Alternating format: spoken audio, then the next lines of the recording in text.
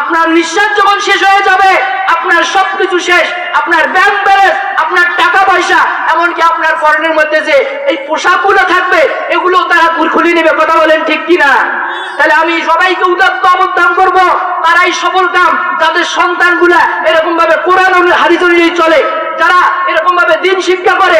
আপনি যখন মৃত্যুবরণ করবেন, আপনার সন্তানের জন্য আপনি কিছুই রেখে যেতে পারেন নাই, আপনি সামান্য পরিমাণ তাকে জ্ঞান শিক্ষা দিয়েছেন, সে দেখবেন যে আপনার জন্য 5 ওয়াক্ত নামাজ পড়ে, হায় আমার বাবা আমাকে এত কষ্ট করে লেখাপড়া করাইছে, আমার মা আমার জন্য এত কষ্ট করছে, এই 5 ওয়াক্ত নামাজ পড়ে আপনার জন্য দোয়া করবে, হায় আল্লাহ আমার বাবা আমার জন্য এত কষ্ট করছে, আমার মা এত কষ্ট করছে, আপনি তাকে জান্নাত দান করে দেন। এই সন্তানের দোয়া আল্লাহ রাসূল সাল্লাল্লাহু আলাইহি ওয়াসাল্লাম বলছেন, সন্তান যদি কোন পিতামাতার জন্য দোয়া করে আর কোন পিতামাতা যদি সন্তানের জন্য দোয়া করে, আল্লাহ রাব্বুল আলামিন সরাসরি কবুল করে নেয়। বলি সুবহানাল্লাহ।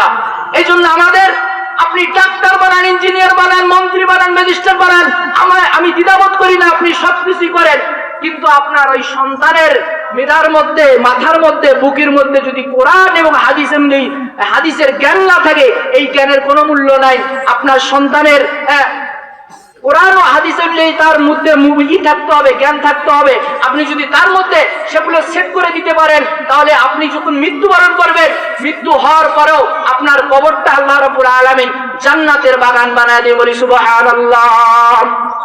এরকম একটা ইতিহাস আছে, আল্লাহর রাসূল সাল্লাল্লাহু আলাইহি ওয়াসাল্লাম বলেছেন, এক পয়গম্বর সে রাস্তা দিয়ে হাইটে যাইতেছিল, যাওয়ার পর দেখতেছে এক কবরের মধ্যে অনেক আযাব হইতেছিল। এই আযাব হওয়ার পর তিনার কাজের মধ্যে রওনা করলেন। সিনার কাজ শেষ করে আসার পর ওই রাস্তা দিয়ে যখন আসতেছিলেন, ওই কবরের মধ্যে সকালবেলা দেখলেন আযাব হইতেছিল, বিকালে যখন আসতেছেন তখন দেখলেন এই কবরের মধ্যে কোনো আযাব নাই। এই কবরবাসী আল্লাহ রাব্বুল আলামিন তার কবরখানা জান্নাতের বাগান বানায় দিয়েছেন। সুবহানাল্লাহ। এখন পয়গম্বর চিন্তার মধ্যে পড়ে গেলেন, হায় আল্লাহ, সকালেই দেখলাম, কিছুক্ষণ আগেই দেখলাম যে কবরের মধ্যে আযাব হইতেছিল, তো বিকালে দেখতেছি, কিছুক্ষণ পর দেখতেছি যে এই কবরের মধ্যে কোনো আযাব নাই।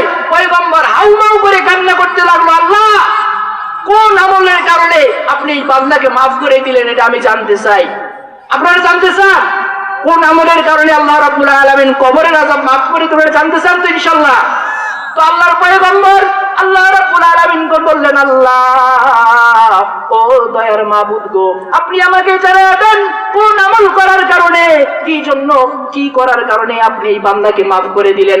আল্লাহ রাব্বুল আলামিন ওই বান্দাকে জানায় দিলেন, ওই গোলামকে জানায় দিলেন, ওই পয়গম্বরকে জানায় দিলেন, পয়গম্বর ওই বান্দার একটা সন্তান এতদিন কোনো কথা বলা শিখছিল না, কিন্তু এখন সে কথা বলতে পারে, তিনি মাদ্রাসার মধ্যে ভর্তি হয়ে গেছেন।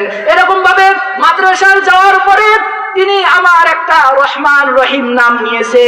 এই নাম নেওয়ার কারণে আমি আল্লাহ রাব্বুল আলামিন এতটা খুশি হয়ে গেছি। ওই বান্দার যে পিতামাতা আছে তার সকলের জীবনের গুনাহকে আমি আল্লাহ রাব্বুল আলামিন মাফ করে দিয়েছি। বলি সুবহানাল্লাহ।